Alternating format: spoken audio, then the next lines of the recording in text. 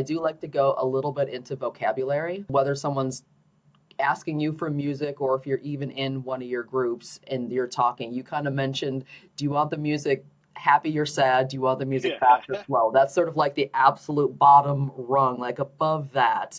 Beyond something like genre, like are there any other words that you think would be really good for someone to know if they're talking to a musician? Ooh. I don't know if there's specifically any words. The more that they can describe the feeling that they have or they want to have is better. Um, because, okay, an example of this is when I talk to my team at Measure Island and we are thinking about, like, we normally are going to eventually go into song. I always tell them, hey, the bigger feeling that you have, the bigger want or expression that you have, the more that I can pull from specifically from that. So if you have someone, for instance, like who has a certain scene that they want, whether let's say like it's a sappy love scene, then they're gonna want to like give words that they can describe the feeling that you have and want. Also, it's helpful to kind of give some examples as well, to be honest. Like you might go back to a different film that you saw and be like, I want it to feel that way, and not obviously not direct copy, but it's that kind of feeling that helps us to understand where you want to go, but helping describe feelings, because at the end of the day, like a lot of music is like you can't write a music about, well, you can, but it's harder to write a music about like I'm hitting my drums, I'm clapping my hands, I'm walking down the street. Like that doesn't like feel like anything to anybody. But when you write music, you're writing music specifically about how you feel about something. That's why like heartbreak and love songs are such a big thing, because there are feelings that we all like we all understand and we all know. So the more you can break it down into how I feel in these scenes, or how the actors might feel, or what I want the audience to experience and feel, it makes it easier for a musician to understand. Okay, yeah, now I know where you want to go, and then I can go with the diagram of happy, sad, slow, fast. Someone described that to me, and I was like, "Oh yeah, that's actually so true. That's what it Yeah, is at the end of the day, what yeah, spectrum of it am I in?" yeah.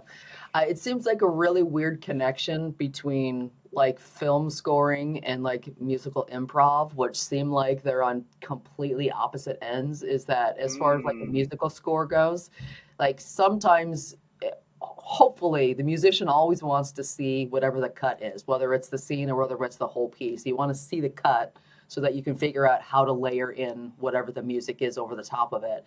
And it feels like sometimes you're letting the performances kind of speak to the music, and other times you're kind of using the music to kind of lead what's going on.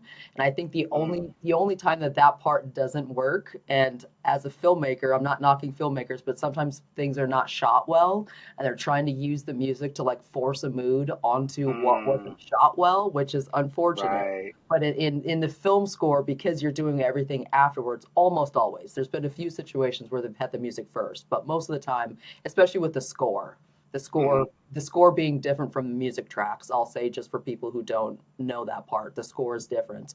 But for musical improv, it kind of feels like, from what you're describing, is that you want as much emotion and as much, you know, big expressions from the performers in order to give you a quicker, clearer understanding of where you should jump with the music.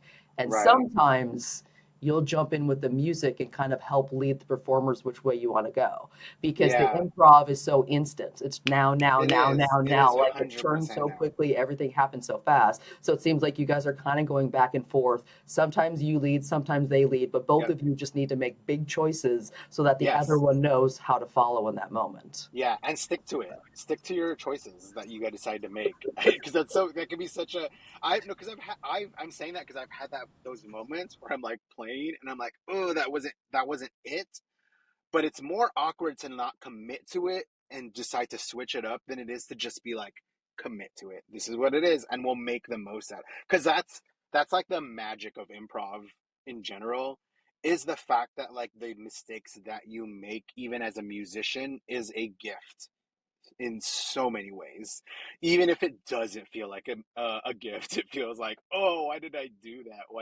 Why did I hit that note, or why did I make that sound? And it's like it actually ends up being more of a gift later on because people recognize that and people like that at the end of the day. But you are right. It is such a give and take when it comes to musical, or when it comes to just improv in general and playing. It is like I'm watching them. I'm also taking myself as a musician and putting myself into the situation. I am literally thinking, how would I feel and how would I react if if I was put in that situation. And so yeah, it's definitely that kind of scenario, give and take back and forth. But you're right. And when it comes to film, it's like normally after the fact. And if it's not shot well, or if the actors aren't like the best actors, it's hard to pull. It's hard to make something out of it because you're like, I don't feel anything. I want, Mhm. for me at least, Yeah. and maybe for other people it's easier, like they are able to just, I don't know. I like to feel something at the end of the Mhm. day, and I'm like, oh, that's so good. And then that is like for me, like that back to that gut instinct. I'm like, oh, that felt really good. I like that. I'm gonna follow that trail till we finally Mhm. get somewhere. Or other moments where I'm like, okay, like, oh, that didn't feel good. Let me try something else. Okay, and then let me keep on changing and adjusting till I feel within my like gut. Oh, that's it. Okay, and then I'm gonna follow that, which is kind of improv in general too. I'm like, Mhm. I'm gonna Mhm. follow that trail that's like, ooh, that's so funny or so Mhm. silly.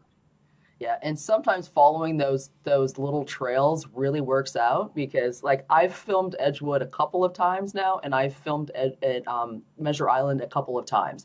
But the big filming I did for Measure Island, I heard all of that music three times. I heard it live when I Mm, was filming it. I heard it the first time I edited when I did a video pass, and I heard it the third time when I did the audio pass. And yeah. after listening to that music three times, some of those tracks are still stuck in my head.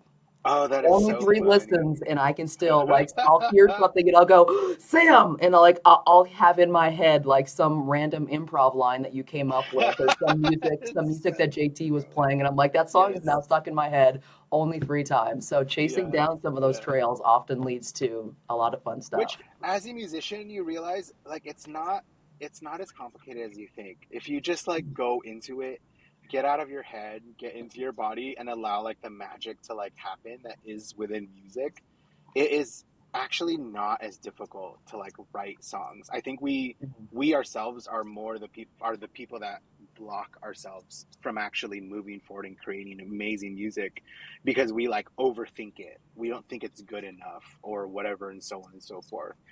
But if you just like break it down to just something simple, because like that's what we kind of do with our musical improv. It's like we try to create it as something simple as possible. That way, it's like, oh, that is so like funny and silly and catchy. At the end of the day, it's just like a pop song, like catchy pop song. Yeah, That's yeah, good to hear that it sticks to your yeah. head. And I'm big into musicals. I'm really big. I went to a really good musical theater school, so I'm big into musicals. And you mentioned earlier You that want to know something a funny? lot of it I'm has the not. vibe of Yeah. musicals, and I'm like, yep, Yes. yeah, I'm into musicals. So now all of this stuff is stuck in my head. So yeah. Yeah. I've only recently got into musicals, to be honest, Mhm. which is so crazy to think I'm in a musical improv team. I'm like, I haven't watched a lot of improv, or like, I haven't watched a lot of.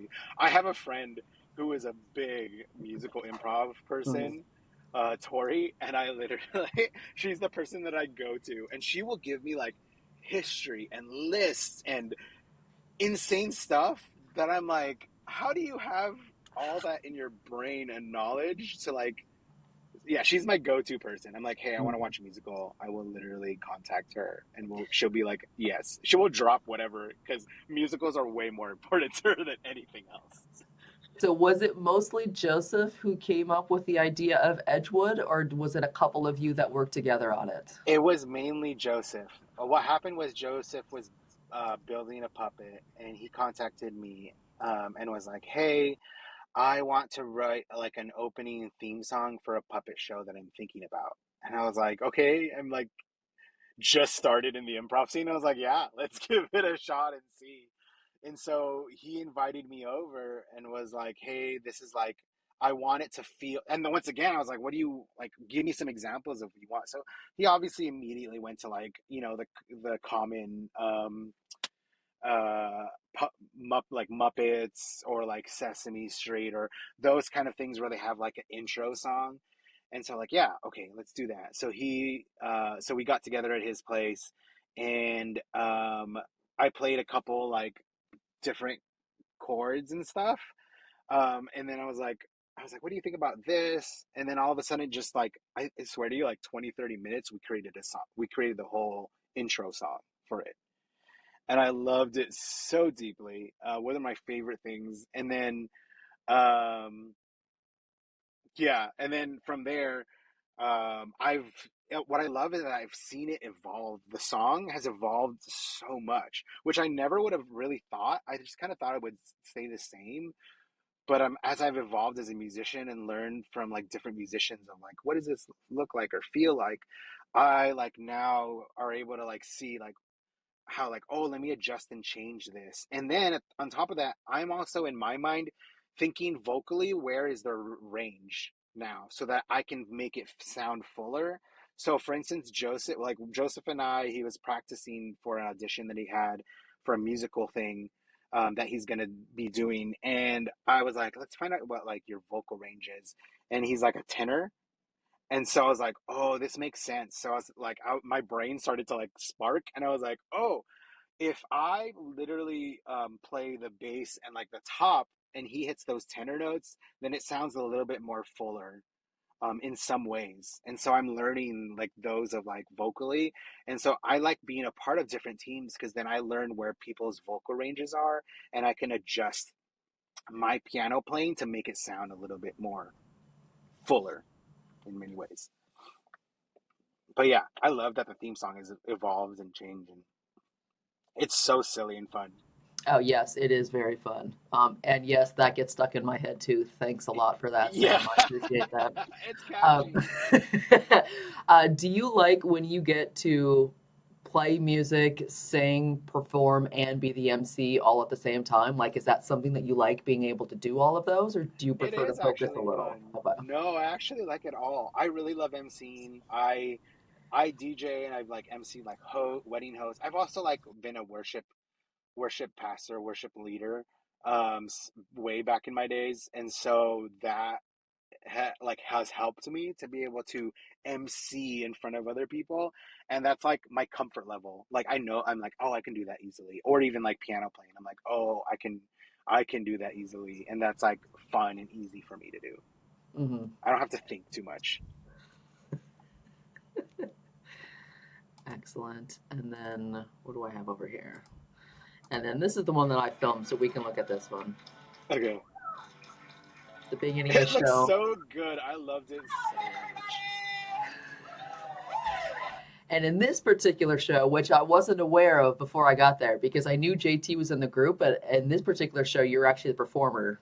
You're in the Yes. orange on the end here. You weren't playing the Yeah. music, you were performing on this time. So I really enjoyed getting, although I know you like playing the music, it was nice to be able to see the fact that you do, and here's JT at the piano. It's nice to see Yes. that the fact, like you said, most groups don't have two accompanists. So being able to see the two of No. you switch off and you're really getting to see you. And you had a pretty big part in this one. I know everybody kind of rotates every single show, but you were on stage quite Yeah. a lot for this one. So it was really, really fun to get to see you just kind of be the performer and like really go Yeah. for it. This was actually one of my first like bigger performances because I've done Measure Island at BYOT at Dad's Garage, but this one was like my main one that I've ever done, and it was so silly and so fun. Yeah, I played the brother of Sally, which is so. It was so fun. I liked it a lot, to be honest. But yes, it's fun having that switch, like being able to do that. Like JT and I recently did that for Georgia Tech Improv Festival where we were able to switch, and people were like actually amazed by that because they're like thinking that like JT started the piano first, so they're thinking like no, like that's our company, so that's it. Yeah. Yeah. And then we switched, and JT started acting, and I started playing piano, which was like a mind, like for everybody, it was like, whoa, like that's so crazy that like you can switch or whatever. So yeah, I love that. We'll get another quick shot of JT at the piano. Yes. How did this group come together? Like, how did Measure Island start in the first place? To be honest, I have zero idea. I, at the end of the day, it was Fiona.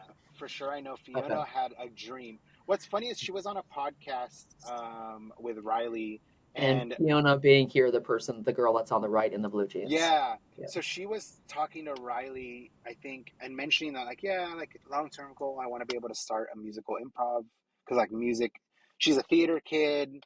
I think she has, like, even like a degree and everything in theater. And so she was like, that's my long term goal. I really want to do that. And so I think she, like, invited a bunch of people that, like, did obviously improv, but also, like, sang and knew. And so she tried that out, and it ended up being first. It was like Sally and Shayna and I think like Daryl and Joel and Cody, and then eventually and JT as the accompanist, and then JT decided to go out. Was going to go out of town for a couple months. He was going like I think Colorado or something like that. And I contacted JT and Fiona. I was like, hey, I'm looking to get into like musical, like improv piano, because I've seen it and I'm like, this is so cool how they can create music and like different genres. I'm like, I wonder if I can do that. And so they invited me to like one practice. I played a little bit for them, and it was fun. And then JT was like, hey, I gotta go. And then I just jumped in. And I didn't even know if I was like, am I a part of the group or what? I'm just like a temporary in between person. And then yeah, and then JT came back and we figured out how we can like both play and perform at the same time too. And then Ella came along. What is really wild and crazy is that their first show, which was the Renaissance Fair show, um, was the first time that we were all together, including Ella and myself, in the same exact room. Like that, the Renaissance Fair in the same room. What's even crazier was that the reason why it was the Renaissance Fair was because I just went to the Renaissance, came back, and they were asking for suggestions. And I was in the audience and I was like, oh, Renaissance Fair, or something you were excited about, or something like that. And I was like, Renaissance Fair. And so they did a whole thing about the Renaissance Fair, and myself and Ella were in the audience as well, seeing Measure Island. But we were all in the same space at that exact time, which was cool. I love that. But they did such a phenomenal job that first time. I mean, there's no other musical improv group in Atlanta right now, and I hope that there are more that come out because it's so. I feel like somebody was asking me the other day. Oh, I was on a date yesterday, and she was asking me like, do you guys find it like competition, stuff like that? And I was like, to be honest, with improv in Atlanta, I don't think anyone really thinks of it at all as competition. At the end of the day, we're all just trying to put Atlanta in the map of improv and that people know, like, hey, we have good improv here. And, we're just as good as people in Chicago and LA and New York and these amazing, like, meccas of improv places that Atlanta is also in the map. So I was like telling her, like, you know what, like, we're we're all together doing this together and no one thinks of it like I'm a dad's garage person. It's just we're all like, hey, we're all improvisers in Atlanta and we're all trying to make it and we're trying to get big so that people will recognize us in other places, Mhm. so Yeah, and that's definitely something I hear a lot from Dominic Ricano, which is obviously someone that I work with a lot in Atlanta, is that he personally supports improv and comedy and stand up everywhere throughout the city. I can't even everywhere. follow I just saw him how many yesterday performances you just saw him at my yesterday. date I at just the saw him sketch. yesterday as well.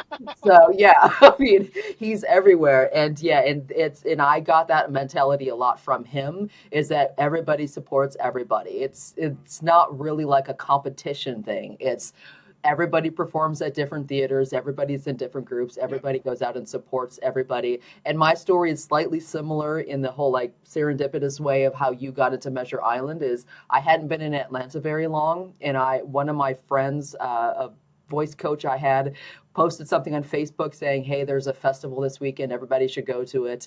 I didn't know anything about the festival. I looked it up and I blind emailed Dominic, who I didn't know, and was like, hey, I'm new to Atlanta, I do video and photography, I just want to know, you've got a festival this weekend, do you need another photographer? that morning he had told two of the people he was throwing the festival with, we desperately need a photographer. So he was like, yes, I need a photographer. Crazy. And so I showed up. I photographed the festival all 3 days. And from that point forward, we've worked on almost every single project together. We're doing Yeah. ATL Live together. We're doing the festivals together. We're doing all this. And just like, it was just me being like, hey, do you need photos? And now suddenly Yeah. all of this is going on. So, I love that yeah. so much. Yeah. I love when moments like that happen. It's so Mhm. beautiful, and like realize how connect. Like I don't know, there's just so beautiful serendipitous moments Yeah, that happen. yeah, yeah. And a shout out to Dominic is that I've not heard a single person say anything bad about him. He's just the most friendly, He is such an caring. He incredible. I mean, supports other than people everybody. make fun of his laugh, that's it. Which, yes, Dominic is everywhere, and you can hear him everywhere. Yes, yes. I was at a He's show so 3 weeks ago that Dominic wasn't in the audience, and I stopped myself from texting him saying, "This is the first show I've been to in Atlanta where I've not heard your funny. voice in the audience." Because it was So something, funny. yeah, it was a Stand Up for Recovery show that I was Yeah. Okay. filming, and Dominic just happened to not be at that performance, and that was the first show Mm, I've ever been in. yeah. Well, I'll play Dominic's laugh in this, so You anybody who want hasn't him. heard You Dominic's laugh want can him hear in Dominic's the laugh, audience. but you does not matter how big the audience is, you will hear Dominic no matter where you are. All right, let me shout out the YouTube channel. So this is the Measure Island YouTube channel. Is it just at Measure Island? Is that what the name Yeah, is? we I'm actually assuming wait. it's just. Shout out, or we literally just came out with a website not that Oh, long really? ago. Awesome. Shout out the website. Shout out the It's literally website. yes, Measure Island Improv, measureislandimprov.com. You can go there and you can find our YouTube, our Instagram. You can book us there. Hopefully this works. It'd be so funny if it like didn't work. Work. Yeah, Yeah, there we there go. it is. That's our website. It's new and released, and yeah. So yeah, there you can find our YouTube. You can see everything in there. That is, you can book us, learn more about us, all of that. We just literally just released it. So what, like perfect timing to be on your I podcast. love the fact that the two piano players are not the ones with their hands on I the keys. know. That is not, I genuinely my like that. my favorite is that Ella, who is like the person at the very bottom, with the with a disco ball on her, is the one that came up with the idea. She was like, "I have a silly idea. I think it's gonna be so stupid." She was so doubting herself about it, and it's the one that we use the most because it's so fun and so silly. It's so good. Yeah. Awesome. And then All the Laughs Live, ATL Live was Yes. the where I was showing the Edgewood Avenue. Does Edgewood Avenue have a YouTube channel? Do you guys have No, an actual channel? Not yet? we currently Okay. just have Instagram, which is Albert on Edgewood, is the Mhm. Instagram Okay, that we awesome. have. So for Mhm. anybody who wants to watch, and you guys did everything that episode. I think you were the opening sketch. You did two or three improv segments. Yep. Joseph, who's a little hidden at the moment, he's here we go. Joseph on the right There he here. is. Joseph and Albert were the hosts of the show. So Joseph Yeah. and Albert were on all the time. And there was a few times that you, Albert, and Joseph had a few things together. But yeah, ATL Live episode 202 is Edgewood Avenue from beginning to end, all the way through for anybody who wants their Edgewood Avenue kick. Yes, it's Awesome. so good. We literally, I will say, so you're mentioning like what shows are you in right Uh, now? yeah. And I realized that I booked myself like crazy. Not this week, but for the following because I'm moving this week. Or not, Mhm. I'm unpacking this week. But next week, I literally have back to back shows. So like Mhm. Friday is road trip at Dad's Garage at 10 p.m. Mhm. on April the 26th. The 27th is Edgewood Avenue at Red Light at 8 p.m. And then 2 days later on Monday is Measure Island's 1 year anniversary show at Red Light Cafe, Awesome. at 8 p.m. So there's a lot happening. But if you want to see all my shows that I'm in, I literally have it back to back. Oh, wait. No, hold on. Let me add on to there. You And missing? the 24th is Black Ground at Dad's Garage. So all four of them that I'm in are in 1 week. It's just so Oh my fun. gosh. Oh my gosh. That's so much Yes. fun. Awesome. All So fun. right. All right. Then my last big question, which is where do you go when you want to be inspired? Mm. Music, websites, videos, like what do you do when you're like, I need to input more? When I want to get inspired, there's a couple things that I do. One, if I want to get inspired, I just focus on everyday life, and I get more grounded and more present with my friends, where I'm at, in the moments. And in there, I will find inspiration a lot of times, because music at the end of the day is just the reflection of your life and what you enjoy and love. And I think that's like, you want to get inspired, you want to get more creative, you want to have more passion, be more grounded in your everyday life here and now and with your friends and the people that you love. And that is where you'll find the most inspiration. Other than that, I will go to artists that I love, like musical artists that I love. Like right now, I have a playlist that I listen to that it's like just songs that I love, and it's a range. Like I will go anywhere from J. Cole, like rap and hip hop, to someone like Taylor Swift or Sabrina Carpenter or Hosier, like all these incredible musicians who are out there, who are literally putting themselves out there. I don't get when people like hate certain artists, to be honest, or certain genres or things like that, because it is people who are literally putting themselves out there, like their music are sharing themselves a piece of them, and it's so beautiful and amazing. And so when I hear and listen and see those things, I'm definitely inspired. But the most inspiration is definitely here in my like present life. The more that I can stay grounded, the more I can be with my people, I can enjoy my life, the more inspiration I actually get and excited I get. It seems it doesn't seem right, you know what I mean? That You would was think that like lovely. listen to more music, or watch more TV shows. Hmm. But that sometimes is an escape. And really the Hmm. only way to like really understand and really feel, if you want to write more music, if you want to Hmm. do better on the improv, you want to be like an incredible piano player, like be present here now. Go out and live. Go out and live. Life's too short to be stuck on like just social media, like apps and things like that. Like be present here and now, and then also listen to your artist too, like 100%. That too Hmm. obviously is inspiration. Hmm. Yeah, that was awesome. That was literally lovely. Awesome. Awesome. Thank you much, Sam. Thank you so Thank much. you, I Erica. appreciate it. Yeah. We definitely want you to come back because I feel like we barely touched some of the things that you Yeah. do, but that was a lot of fun.